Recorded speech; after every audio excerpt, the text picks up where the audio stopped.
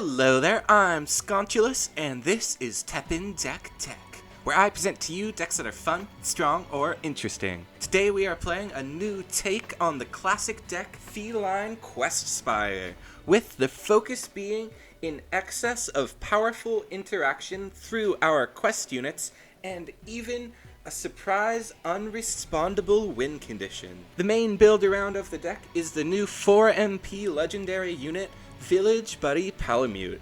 This dog will buff itself every time we play a large unit, and will then buff that unit in return. He also has combo, so his buffs get out of hand pretty quickly. But the synergy comes from the attacking effect triggering quest. The most powerful dog combo being with Valvol, who is also a combo unit. His first quest, because of how attacking effects work, will trigger before the Palamute finishes its attack, so the attack ends up being 3 damage with combo, and nobody expects it. His second effect is even stronger, being the ideal punish for any unit. Proccing it with Palamute basically for free is really strong, but using it right when you want to will be especially devastating. All the same is also true of Rocky, who will similarly delete any unit on his second quest, and is pretty solid against red spirits thanks to the 1 shield. This chicken can get absolutely enormous, and his large attack stat means just keeping one alive can sometimes carry you to the win. Our last starter quest unit is Armorbot. A bit unassuming, but a 3 MP 3/5 is already pretty great, and when you read his action, the reason we play him should be obvious. His deck slot basically does double duty as a solid unit and a heal action, which Questspire wants to be maxed out on. The action he searches just happens to be game-winning as well. Instant attack is literally impossible to block when the chain resolves. If there's not already something in the lane, the attack will connect. So, once we get someone down to about 4 life, the game changes to focus entirely around this card. It's super fun. Our last big unit to combo with Palamute is the coolest by far, the legendary hero himself, Advanced Artifact X. I've jammed this card in a ton of decks over the seasons, but in this one, he actually feels like a natural and extremely strong inclusion. Playing X will immediately trigger all of our best units, including Palamute, which can let us catch our opponent off guard with a surprise 5 attack X from Valvol, or a massive ping from Rocky. Generally, using X any time to make a big chicken is a pretty insane play for no reason. It's just really good. We also have so many buffs and our hero art that anytime X actually copies something powerful like boost or flight, he is very easy to protect and go all in on as a win con. Similarly to AAX, we have 2 more extender type units, those being Peko and Iori. Peko is the better unit on his own, going up to 3/5, and is the cheapest way to proc quest unrespondably. On the other hand, Iori will make the unit that we play him with stronger instead, and is especially good against red. Making a 4/6 shielded Armorbot or a double shielded 5/4 Rocky are amazing turn 1 plays, but he's less consistent later in the game than Peko, so we only play the 2. And our last unit, somewhere between starter and extender, is Cinnamon. You mostly want to play her when you have a few quest units as follow-up, making her an extender, but if you have to, you can play her when you're soft-bricked with X or Iori, and then play them without wasting any value. Mostly, she's here to proc quest infinitely for cheap, but the versatility does make a difference. Moving on to our actions, we have 3 Simple Diversion, an amazing buff that also activates quest. This is our best card to win the action phase, and lets you make any of your units into a threat, if they weren't already. It's especially nuts with combo, and you should try to play it in an empty lane, but the instant attack effect is really just there to balance the high value of the card for 2 MP. We also play Sanctuary's Gate, which is pretty much made for this deck, and our last generic heal, the other build around of the deck, is Stairs of Light. For 1 MP, this card will trigger quest cheaper than anything else. Twice. Yeah, that's right. Even though both resolve kinda at the same time, if you have 3 tribes, this card will activate both of a unit's quests. And our poster boy, Valvol, is a duel tribe. So we just need him and anyone else really, like Palamute, Rocky, Peko, Xbot, or a Cinnamon, just not Iori. And Stairs is a ton of value for 1 MP. By far my favorite starting play, other than Palamute X, is Armorbot Valvol with Stairs in hand. If your opponent plays any unit, you have a huge 1 MP punish, or you can just set up for follow-up with Armorbot. There's a ton of interaction and decision making in this deck, and this card is the heart of it. Our very last cards are our Teck cards: 1 Stay Close to negate actions, 2 Disarm to negate units, and 3 Guardian's Doubts to negate stats. Evasive action type cards are especially good right now against Hinoa and Change Form, which you'll see all over ladder. This card is also one last extender to activate quests. Here's the deck QR for you, and with all that said, let's get into it. Game 1, we are up against Hey Nico, the hero art that generically makes everything in green stronger. So our opponent could be playing anything. Hopefully we've come prepared.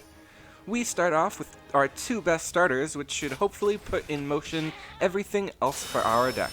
Our opponent starts off with Gingham Fats right away, and we will play in the 2 top lanes, our Armorbot and Iori, to ignore their Gingham Fats for now, so it doesn't get its immolate or the placing of a second Gingham Fats. Our opponent will play Iris in the middle lane, and we are able to defeat it with our Iori, and our opponent plays down 2 Ayasu and activates their hero art. We will play down Valvol in the middle lane, and our opponent uses Ragtime to stun our entire field. We will use Stay Close to protect our Armorbot and win the trade in the top lane. It's a real early Stay Close, but this seems very worth it. We will use our hero art on Valvol to protect him from all the damage off Ayasu, so he is able to survive, and we will play down our Advanced Artifact X, which will be able to copy Gingham Fats. We will use Simple Diversion to make sure that our opponent does not have the opportunity for the immolate, and now AAX has his own immolate and will place a Gingham Fats, which will proc the Palamute that we immolate over X. Our opponent will play down their last ditch play, being their Gar, and we can reset his stats by a little bit, and our opponent will use Gerbera to do a bit of damage to our field. They have a Felyne that they will place a shield on, and they are able to defeat our middle unit. Our opponent is down to their very last HP, and we are able to take the first game. Game 2, we are up against possibly our worst matchup, realistically any deck's worst matchup, Raging Demon. Hopefully we don't get hit by any 2-for-1s. We'll mulligan for a hand that has exclusively units over 4 MP, so we should be safe from Ganado for now. Our opponent will start out with Liquor, and we will play our Valvol and Chicken in the top and middle lane, and our opponent will ascend Orthrus, which will also ascend the Seth they played right before. We will use Guardian's Doubts to reset their Seth back to 2-5, and we will use our Shieldspire to buff up our Valvol and reset their Seth a second time. We should have waited till Seth was defeated. Our opponent will play a Liquor in the top lane, which will get some good damage in under our Shieldspire, and our opponent will use the 2 that got away to pull a Seth back to the field. Their Orthrus is still on the field getting in some damage, and they will use their Raging Demon to defeat our Valvol, which could have stuck around for a bit longer otherwise. We will play down our X, who unfortunately does not protect our Cinnamon, but does give some HP to our Rocky, who is completely wiped out by their Deocidal Schemer Wesker. We immediately need to seal Wesker, otherwise he will destroy our X as well when he destroys the infected, and our opponent has the cooldown to defeat X, but we can use Stay Close, and winning this exchange puts us in an extremely good position to carry out the rest of the game. We will play down Iori to further protect our X, and our opponent will use cooldown to destroy the Iori that we use 2 diversions on. That's a big whiff that will put us a little farther back behind, but our momentum should still be enough to carry us through. We will play down Rocky, and we still have our hero art. We'll play down the infected that we drew back from our hand, and we will use our Shieldspire on Rocky. Our opponent will use their hero art on Alex Wesker to defeat our Rocky, and we can use Peko to proc our Rocky and destroy their Wesker. They will play another Liquor and use the 2 that got away to try and block the last damage, which they're able to do, but they can't do it a second time, and we take game 2.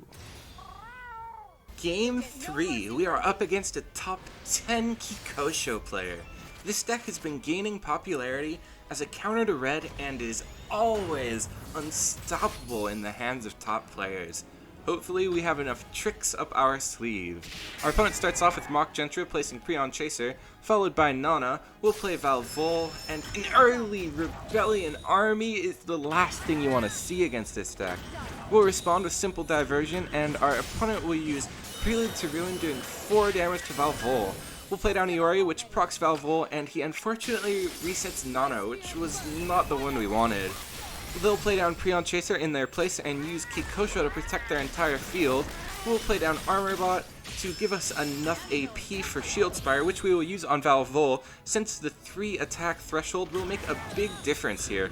Our opponent will search a card to their EX, and we will take the opportunity to reset their Mock Gentra, thankfully taking a good amount of the pressure off of us. Unfortunately, none goes to Armorbot, so we will play down Peko, which will proc our first level of Armorbot. Our opponent will use Mind Control Stone on their Scarface in the bottom lane to potentially give them the opportunity to get some MP, and we can reset their Mock Gentra, finally dealing with that, and we will use Charge to deal with their Scarface before they get any free value off of it.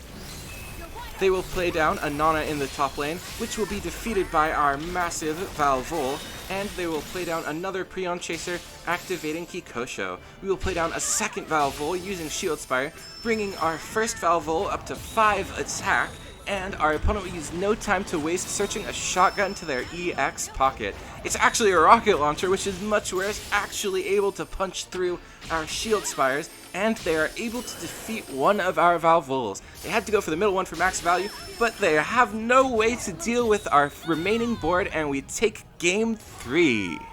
Here we are again, and it's the coolest deck. Maybe that's my green player bias speaking, but this deck is all interaction. There's a ton of variety from game to game, and this is kind of always how I wanted to play Green Quest, with Valvol and Rocky for these huge swings, but the meta was never really right for it before. Those big swings also give this deck some great comeback potential. Anytime you can charge up 9 or 10 MP. The big downside of the deck is that it's pretty luck-based. Valvol is random, Rocky's random, the spread from Peko and Guardian's Doubts is random, and it's not super consistent to get a good opening hand. You gotta get a good mulligan usually. And you also need to be on your game for the entire match to win with this deck. But that really just makes it more fun to play. As far as matchups go, this deck by design gives red players trouble. That's kinda why I didn't show a red match. Even though it's super popular on ladder, it's pretty clear that this deck is made to do well against red. Other green players, we are sufficiently teched out that we should be able to deal with them.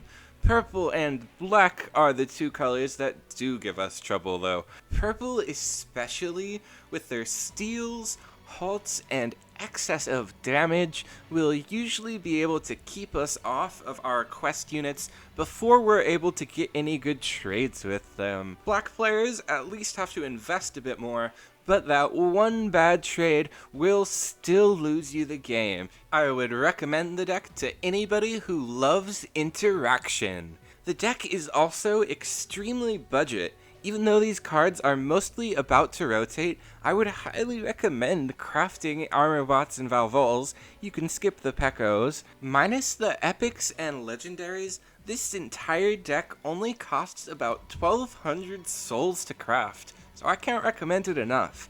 As for the next episode, I'm hoping to have it out about at the beginning of next season, and it's gonna be on green-black spirits. So keep an eye out for that. Please like the video if you liked the video, subscribe if you subscribed. Once again, I'm Sconchulous, and I'll see you in the next one.